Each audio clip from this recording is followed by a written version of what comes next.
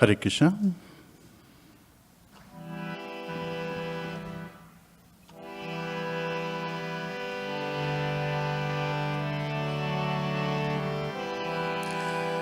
Jai Radha Madhava Kunja Bihari, Jai Radha Madhava Kunja Bihari, Jai Radha Madhava Kunja Bihari, Jai Radha Madhava Kunja Bihari, Gopi Jana Vallabha Girivaridhari, Gopi Jana Vallabha Girivaridhari, Gopi Jana Vallabha Girivaridhari, Gopi Jana Vallabha Girivaridhari,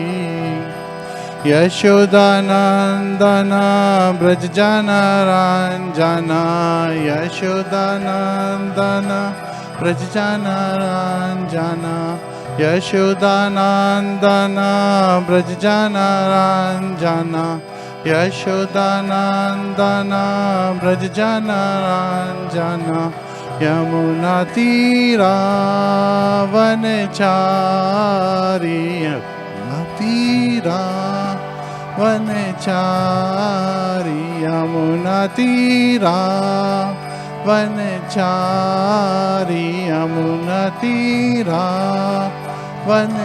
Vanechari, Jai Radha Madhava Kunja Bihari, Jai Radha Madhava Kunja Bihari, Jai Radha Madhava Kunja Bihari, Jai Radha Madhava Kunja Bihari, Jai Radha Madhava Kunja Bihari, Jai Radha Madhava Kunja Bihari. Hare Krishna, Hare Krishna, Krishna Krishna, Hare Hare, Hare Rama, Hare Rama, Rama Rama, Hare Hare, Hare Krishna, Hare Krishna, Krishna Krishna, Hare Hare, Hare Rama, Hare Rama, Rama Rama, Hare Hare, Hare Krishna, Hare Krishna, Krishna Krishna, Hare Hare, Hare Rama, Hare Rama, Rama Rama, Hare Hare, Hare Krishna, Hare Krishna, Krishna Krishna, Hare Hare, Hare Rama, Hare Rama, Rama Rama, Hare Hare, Hare Krishna, Hare Krishna, Krishna Krishna, Hare Hare, Hare Rama, Hare Rama, Rama Rama, Hare Hare, Hare Krishna, Hare Krishna, Krishna Hare Hare, Hare Rama, Hare Rama, Rama Rama, Hare Hare, Hare Krishna, Hare Krishna, Krishna Krishna, Hare Hare, Hare Rama, Hare Rama, Rama Rama, Hare Hare, Hare Krishna, Hare Krishna, Krishna Krishna, Hare Hare, Hare Rama, Hare Rama, Rama Rama, Hare Hare, Hare Krishna, Hare Krishna, Krishna Krishna, Hare Hare, Hare Rama, Hare Rama, Rama Rama, Hare Hare, Hare Krishna, Hare Krishna, Krishna Krishna, Hare Hare, Hare Rama, Hare Rama, Rama Rama, Hare Hare, Hare Krishna, Hare Krishna, Krishna Krishna, Hare Hare, Hare Rama, Hare Rama, Rama Rama, Hare Hare, Hare Krishna, Hare Krishna, Krishna Krishna, Hare Hare, Hare Rama, Hare Rama, Rama Rama, Hare Hare. Nitai Go Premanande, Hari Hari Bol. ग्रंथराज श्रीमद्-भागवतम की जय, शिला प्रभुपाद की जय, अनंत कोटि वैष्णववृंद की जय, निताय गौर प्रेमानंदे, हरि हरि बोल, हरे Krishna, thank you, हरे कृष्ण। ओम नमो भगवते वासुदेवाय, ओम नमो भगवते वासुदेवाय, ओम नमो भगवते वासुदेवाय। नारायणं नमस्कृत्य नरं चैव नरोत्तमं देवीं सरस्वतीं व्यासं ततो जयमुदीरयेत्। श्रौतां स्वकथा कृष्ण पुण्यश्रवण कीर्तनः हृदयन्तस्थो ह्यभद्राणि विधुनोति सुहृत्सताम्। नष्टप्रायेषु भद्रेषु नित्यं भागवत सेवया भगवते उत्तम श्लोके भक्तिर्भवति नैष्टिकी। Hare Krishna.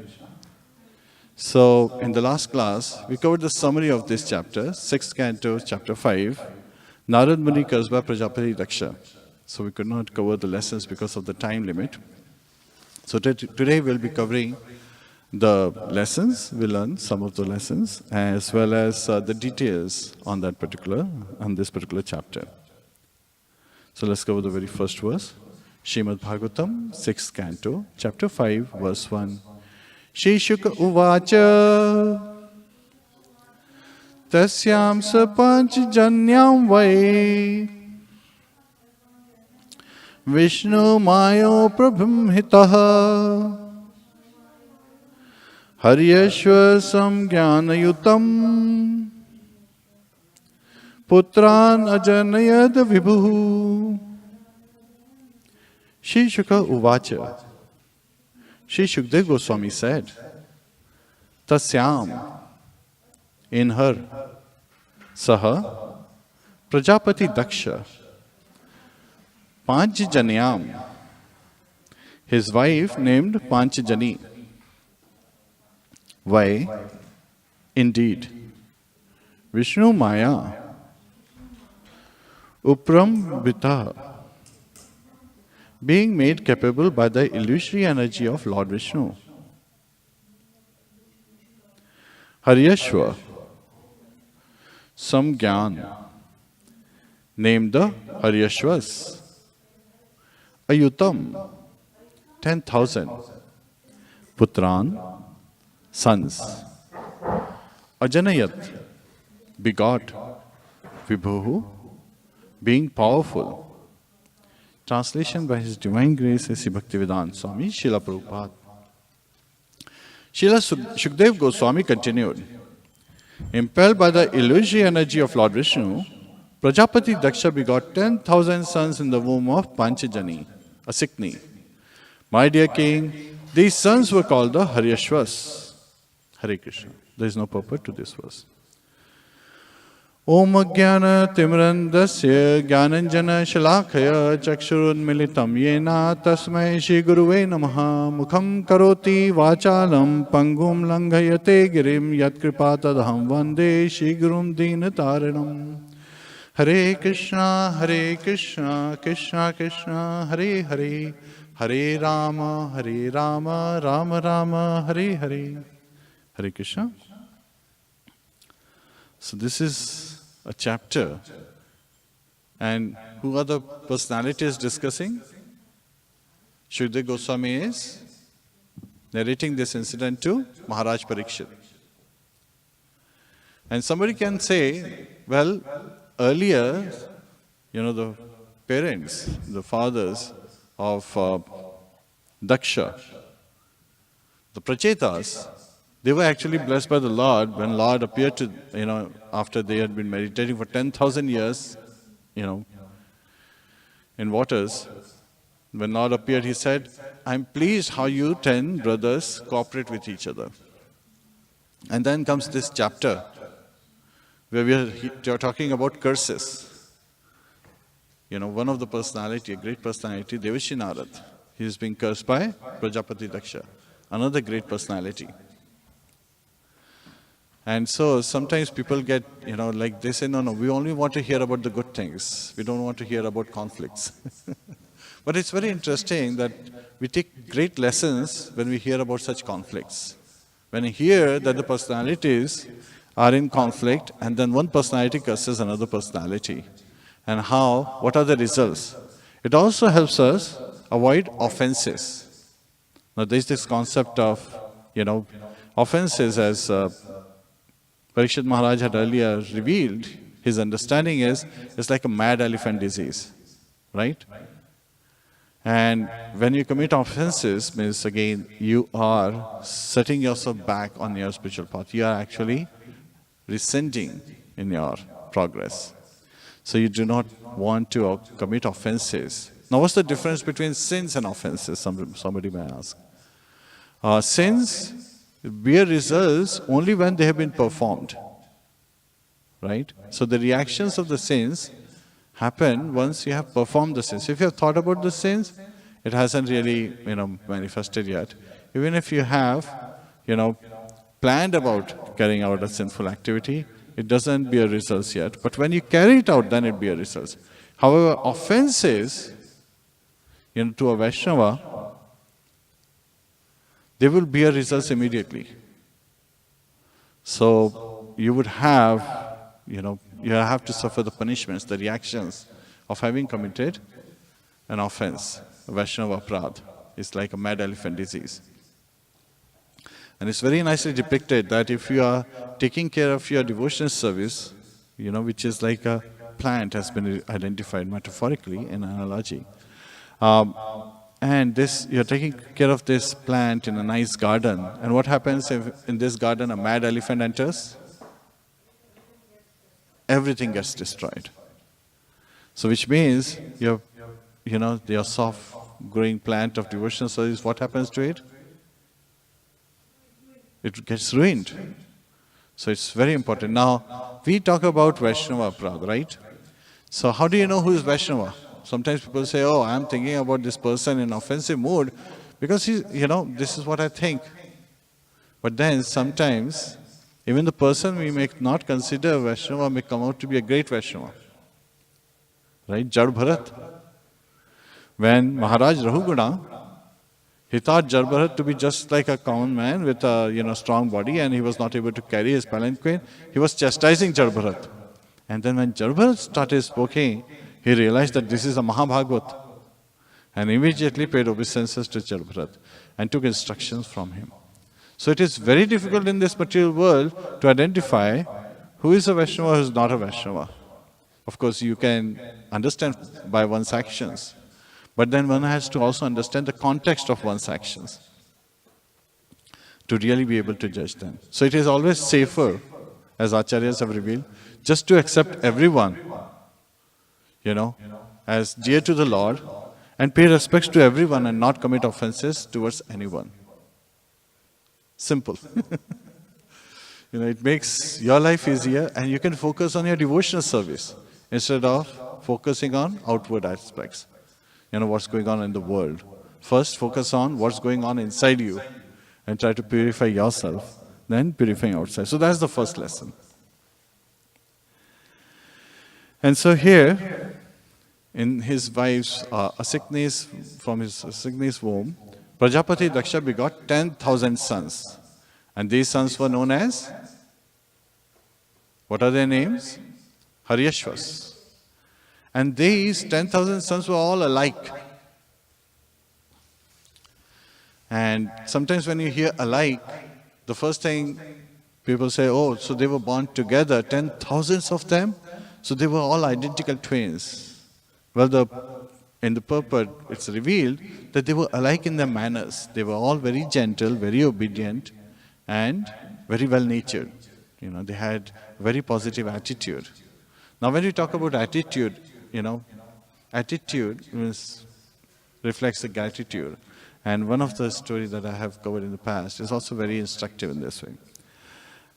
Once they were parents, they had 2 sons. Once again, a couple had 2 sons. And the older son was always complaining. And the younger one was happy in whatever state he was.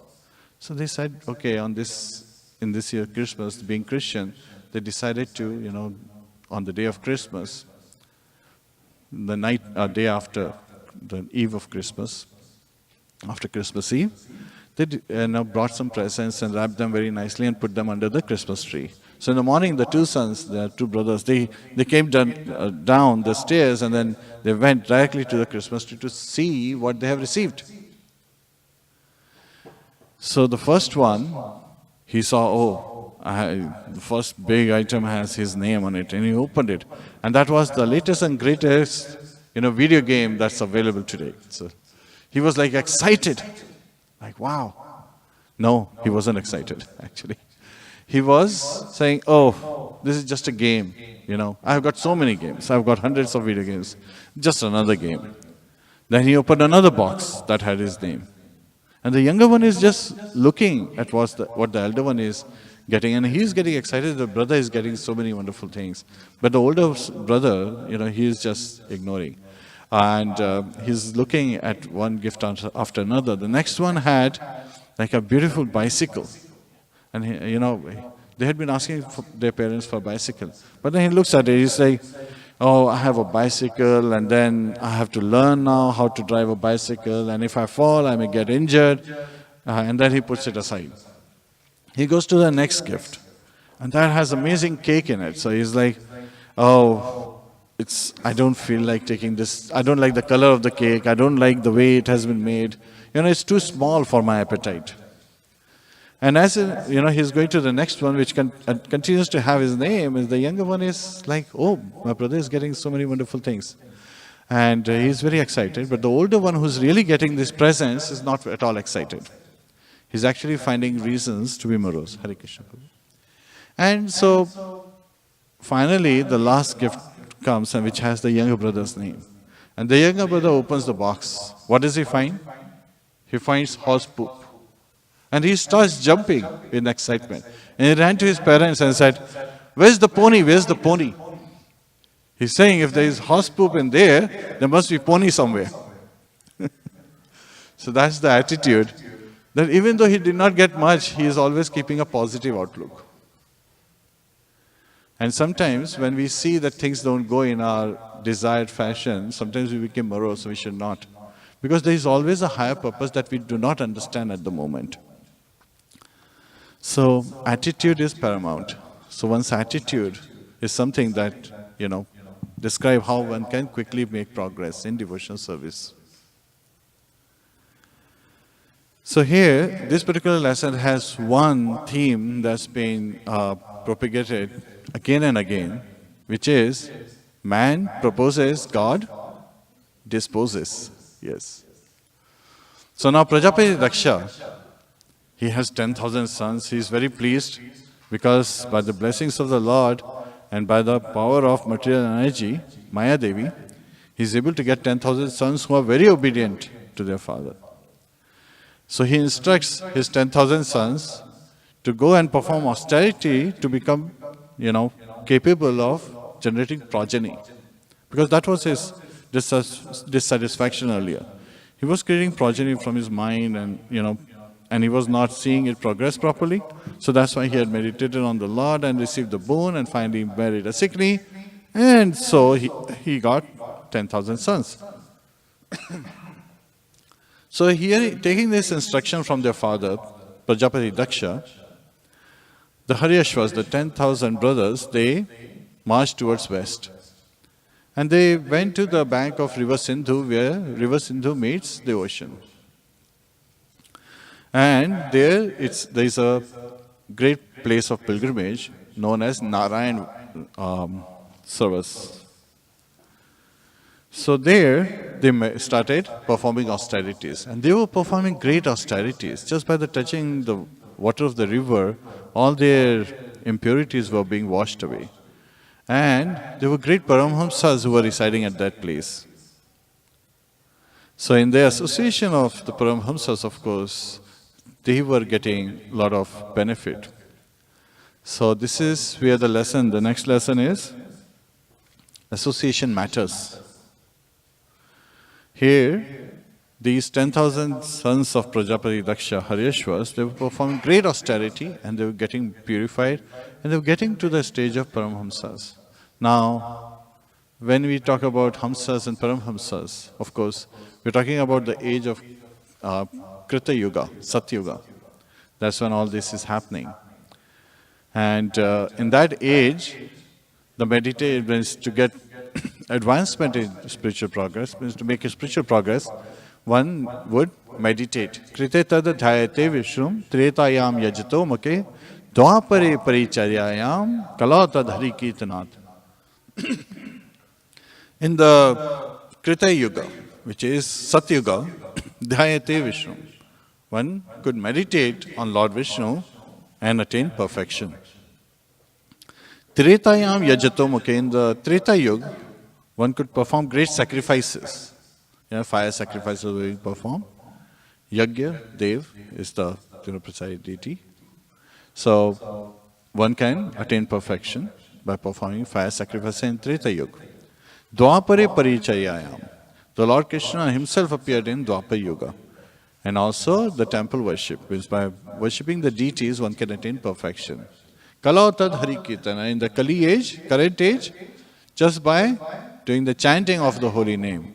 Hare Krishna, Krishna Krishna, Hare Hare, Hare Ram, Ram Ram, Hare Hare. The congregation chanting of the holy name can reward one with perfection. So, in this age, what is the mantra? What is the method to get process of getting perfection? Chanting of Hare Krishna Mahamantra, chanting of the holy name. One should continuously chant in the association of devotees, and that is very helpful. So continuing back, Haryashvas, they were performing great austerities at the bank of river Sindhu, where river Sindhu meets the ocean. And Devashi Narad, he has this great quality that he can be at the right place at the right time for the right purpose. So he sees these Haryashvas, and knowing the reason why they are there, he thinks, being merciful to them, that he should give them the proper instructions. So he approaches the Haryashvas And then he says, "Oh, my dear Haryashvas, you do not know the difficulties that come from the earth." So again, he is referring to, means he is first addressing them that they are inexperienced boys. And you do not know the inabilities of this earth, of Bhu. And so that's the field of activities. And that there is one city where there is only one man who lives there. And there is only one way to get Bila. Bila is a whole, one way to get to this place. And having gone once, one does not return. In that place, there lives a woman who is very unchaste. And this woman has a husband, right? And there is a house made of 25 wonderful materials. There is a river that flows both ways. There is a swan that generates varieties of sounds. And there is a revolving object made up of razors and thunderbolts. Now when you hear something like this, as Devashi Narada is telling the Haryashvas, you would want to know the context.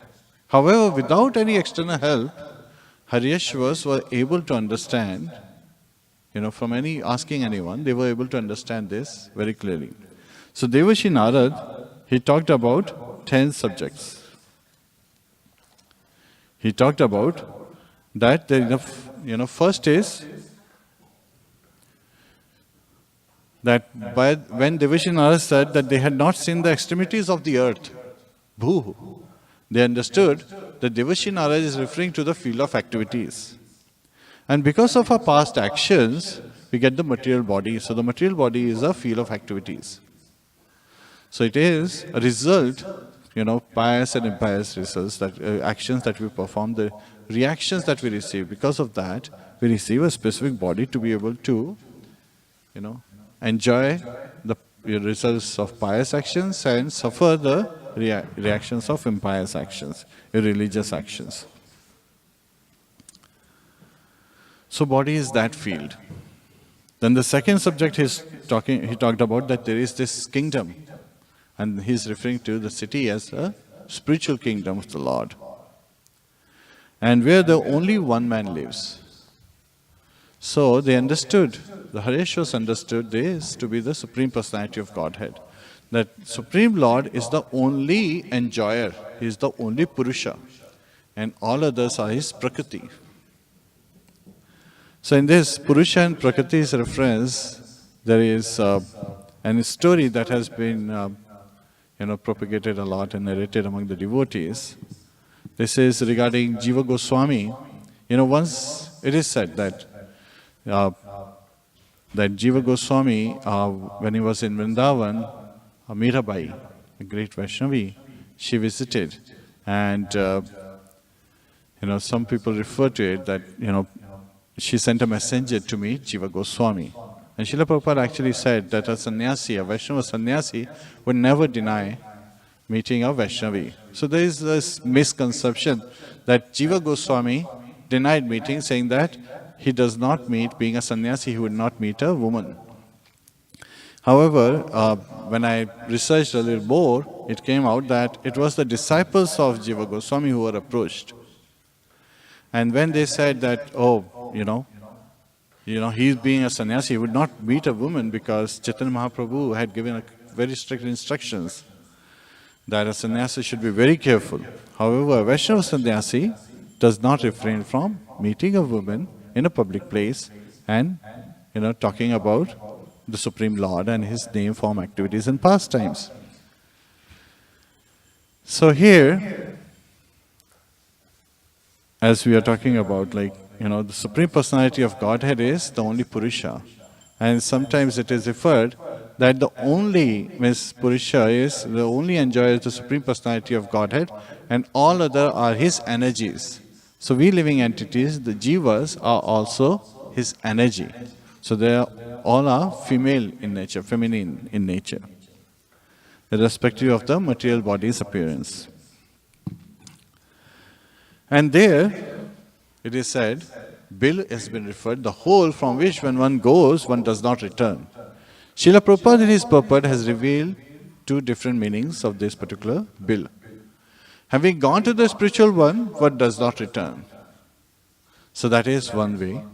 And then the second one he reveals in his purport is that when one goes to Patal, the lower regions, then one has not been seen to return. So when one falls down and has to go to the lower planets, the hellish planets, one does not return. And then comes the fifth topic, the woman who lives there is unchaste. So again, this has been explained nicely in the purport, that this woman, she changes her dresses, to attract others. She is highly unchaste, and she has been referred to as prostitute. So when, under the mode of passion, the intelligence of a living entity is bewildered, that intelligence is referred to here as that woman, the unchaste woman, and Haryashvas, understood it as such. And the man, and her husband. So again, what is the position of her husband? So if a man is married to a prostitute, he does not have any freedom. So, and one of the interesting adjective being used by Srila Prabhupada time and again is henpecked husband. Because, a living entity, when he gets a material body and he follows his intelligence, which is bewildered under the mode of passion, then he is constantly endeavoring with great effort in this material world, constantly struggling to survive because of being bewildered by that intelligence, which is under the mode of passion and is constantly, wasting his precious life. Now, I have one friend, and we were having this conversation. He's a grihastha, and he basically said, "What's the goal of life?" That was the topic of our discussion. He said, "Well, the goal of life is pretty straightforward: dharma, arth, kam, moksha. Dharma is religion, artha is economic development, kam is enjoyment, and moksha is liberation. So one should seek these four subject matters." So I was interested in knowing what is his path, how is it, he understands the four subject matters. And he said, "Well, I, experience this and I practice them on a daily basis." Shocking, right? Somebody is trying to achieve all the four subject matters and able to achieve them every day. So I asked him, how can he do that? He said, "See, the thing is, first thing I get up in the morning and I perform some puja. Right? I light up a lamp and I perform puja. That's dharma." I agree, yes. As religious activities, Jivera Surpue Krishna Ditya Das. So the gentleman is engaging himself in devotional service. Very nice. Then he says, artha, economic development. Then I get ready and go to work. I work for 8-9 hours, for economic development. Now that did not sound right to me, so I continued. Okay, so and what's the next thing? And he says, in the evening I come back and then I engage in enjoyment. I sit with my family, we watch a movie, we go out at restaurants, we eat out. So that's kama. And then finally he, very arrogantly and very proudly he says, and then I go to sleep, that's liberation. So sometimes people are bewildered. They have a different perception of the same topic. However, here, because Haryashvas was so highly elevated, they are understanding the purport of the story that Devashi Narad has given them.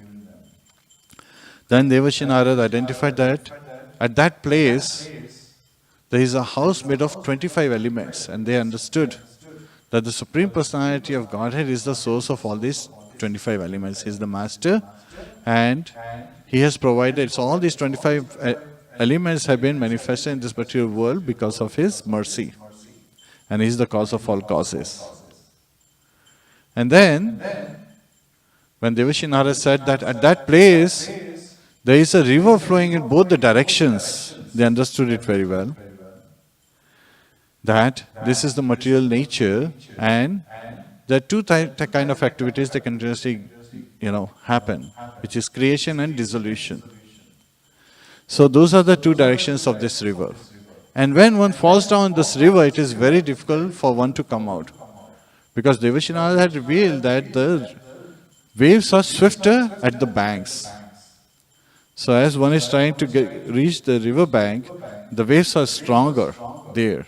So one cannot reach there, so one is caught in the middle, constantly getting one material body after another and engaging in different type of activities and receiving the reactions of those pious and impious actions. And what is the benefit of such actions? So they are also analyzing, as they are looking at this, they are also analyzing what is the benefit of engaging in this material world where one is constantly bewildered and suffering, time and again. And similarly, what's the benefit of being a husband of this polluted intelligence, which is, causing one to endeavor and hardship and not, be able to get out from this material world, to not be able to get a solution. And they're also looking at it that why one should be engaged in this material world in the manner that one wastes one's time and only increases one's suffering. Then they were able to understand when Devashi Narada had said that there is a swan, the Hamsa, who is generating varieties of sounds. So they understood these Hamsas to be the scriptures.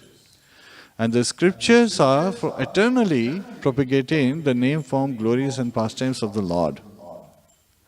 So they should adhere to the instructions of this Hamsa, because a Hamsa, a swan, the characteristic of the swan is that if you have a milk and water mixed, the swan can drink away the milk, leaving the water behind. So similarly, the swan, the Hamsa in this particular place, can differentiate the spiritual activities from the material activities. Now here the benefit is that if you take to the spiritual activities, you can attain your goal in life. If you engage in material activities, you will not be able to do so. So they understood that, the benefit is to take to the spiritual activities of this, the various sounds, varieties of sounds, which are coming from the scriptures, being messages propagated from the scriptures. And the last but not the least, the 10th subject is, at that place there is an object, revolving object, made up of razors and thunderbolts. And they understood, the Haryashvas understood, the sharp rotating objects to be the time, which is constantly, eternally moving on. Time and tide waits for no one.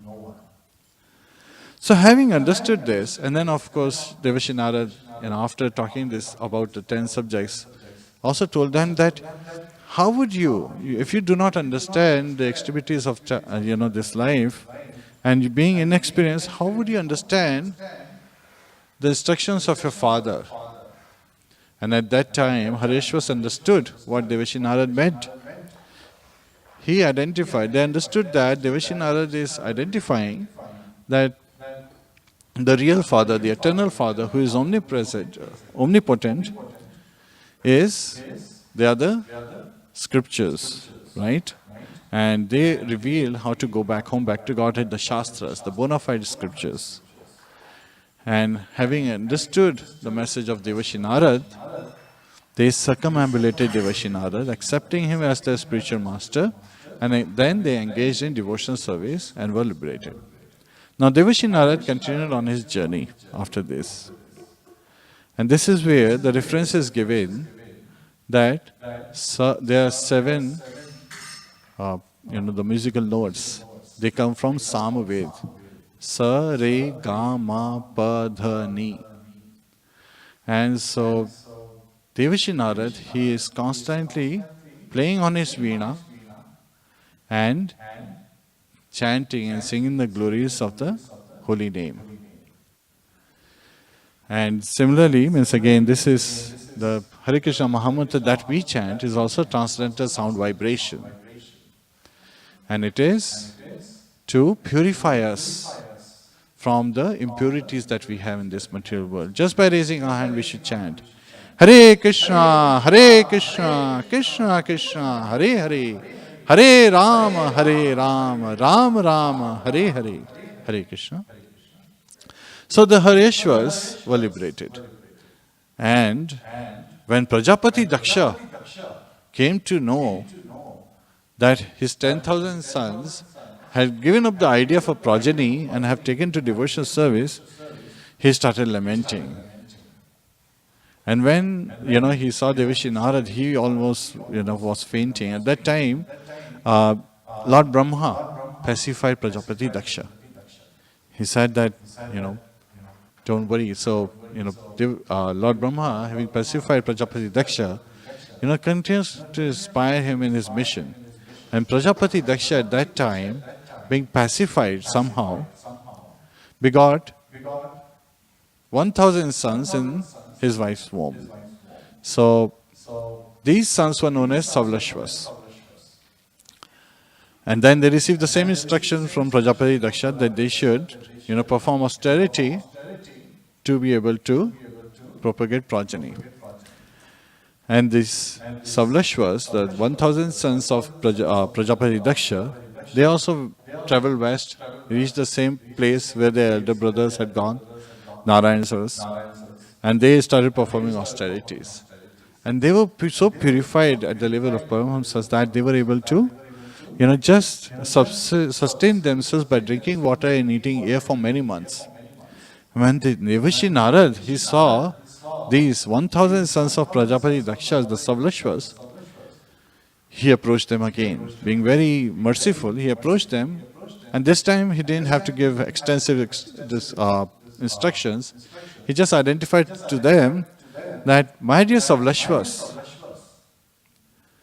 you are very affectionate to your elder brothers, the Haryashvas. And the duty of of younger brother is to follow in the footsteps of the elder brothers. And you know what they have done? And then Devashi Narad gave them instructions, and they also took to the path of devotional service. Now at that time, as Devashi Narad had instructed them, and they had taken to devotional service, Devashi Narad started wandering the different places. At that time, Prajāpati Dakṣa started observing different omens, bad omens all around him. And he was worried. And from different sources, he also heard that how his second sets of sons, the Savlashvas, had given up. His lips were trembling in anger on their devotional service. And at that time, now somebody can say, why is Devashi Narad again and again visiting Prajāpati Dakṣa? Right? When Prajāpati Dakṣa met Devashi Narad, he almost fainted. He was so upset. His lips were trembling in anger. And at that time, he chastised Devashi Narad. Now somebody can say, why is Devashi Narad again and again visiting Prajāpati Dakṣa? Right? That's the question. Because, one of the things is, it could very well be the case that when someone is upset with you, you may not want to visit that person. But Devashi Narad is so merciful that he is thinking that there are 4 kind of people who approach Lord Krishna. Artho jigyasi arthati jnanischa bhartarshava chatur vida bhajante mam jana sukritino arjuna artho jigyasu arthati jnanischa bhartarshava. So there are 4 kinds of people who approach Lord Krishna, who take to his lotus feet. Artho is one who is economically distressed, a person who is distressed. Jigyasu is one who is inquisitive, who wants to know. I have a friend who is an atheist, but he believes in God. And I said, well, he says, I don't believe in Krishna, I don't believe in Christ, I don't believe in this, so he kind of lists out, that clearly shows. But but he says at the end, but I believe in supreme power. And I say, why do you believe in supreme power? He says, what if there is this person who really exists, who's the supreme person? And what if he comes out from nowhere and grabs me under his clutches? That I don't believe on him. It's better to believe in that case. So to safeguard himself. So this is misdirect understanding. And he is transforming as he is reading Bhagavad Gita, so of course, that is there. So sometimes people have different notions, but then one who is inquisitive can take to devotion service. And then Arthati is one who wants, great wealth, material progress. And then Jnanishcha Bhavata Shubha, and one who is intelligent person, by the mercy of the Lord, may come to take to devotional service. Because even the Jnana Yoga depends on Bhakti Yoga for perfection. So here, Devashi Narad is coming to Prajāpati Dakṣa, seeing that he is distressed. And a distressed person can take to devotional service. So let me go and try to instruct Prajāpati Dakṣa. But the second time that he has come, Prajāpati Dakṣa is chastising. And somebody can say, wait a minute, he is committing offenses at the lotus feet of Devashi Narad, but Devashi Narad is very quietly listening to all this? How's that? Because Devashi Narad, he takes everything as will of the Lord. And when Shukdev Goswami is narrating this story of Devashi Narad being cursed by Prajāpati Dakṣa, it is very satisfying to King Parikshit also, because whatever is happening by the will of the Lord, and at the end, the Lord's will prevails. The Lord's will prevail, and so it's also satisfying that when Parikshit Maharaj is engaging in listening to the name, form, activities, glories of the Lord and his devotees, he is feeling quite a satisfaction in his heart. So here, Devashi Narad, he is taking everything as coming from the Lord. And at that time, Prajāpati Dakṣa, he addresses that Devashi Narad, even though I do not understand how you are traveling with the associates of the Lord, how you are traveling with other Vaishnavas, the devotees of the Lord.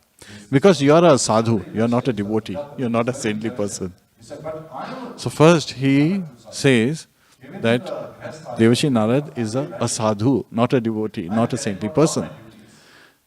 But then sometimes there could be a perception, people will say, oh, he sees this quality in others because he has that quality in himself, right?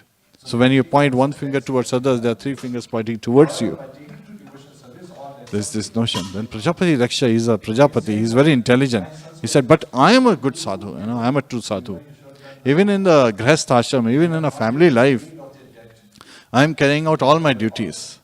My sons were very inexperienced. They did not, take care of the three kinds of obligations that they had. Towards the saintly persons, towards the demigods, and towards their father. So there are three kinds of debts that you have in your life. However, by taking to devotion service, all debts are paid off. He did not know that. But he is saying that my sons were inexperienced and you gave them, you showed them the wrong path. And they have not yet been relieved of their debt. The debt to their father, the debt to the demigods, and debt to the saintly persons. And that you are a sadhu, you are not a saintly person. While I am a saintly person because I perform all my religious duties very nicely. And he's saying that I am performing all different kind of sacrifices, and starts listing the kind of sacrifices he is performing. Without knowing that Yajna Japa Yajna. So of the Lord reveals in Bhagavad Gita to Arjuna in the 10th chapter, the opulence of the Absolute. That of all the sacrifices, the topmost is the chanting of the holy name. Hare Krishna, Krishna Krishna, Hare Hare, Hare Rama, Rama Rama, Hare Hare.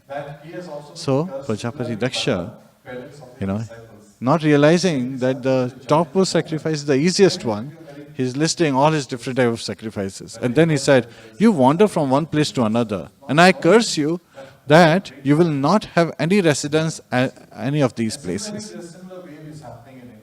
So at that time, Devashi Narad, he says, yes, I accept this.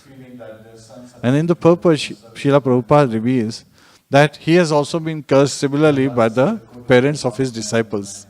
The young disciples who joined his movement, the parents became very, distressed when they heard that the sons have taken to devotional service, not knowing that what a great fortune they have received. And similarly, the similar wave is happening in India.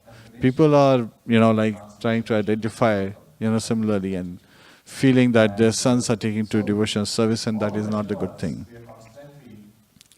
They would rather save the coat of the drowning man than the man himself. That's their mindset.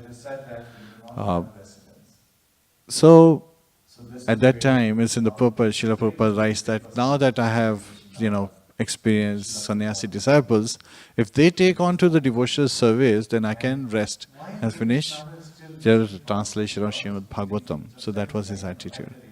And so all the Vaishnavas, we are constantly, traveling from one place to another and being cursed. It is said that we do not have residence.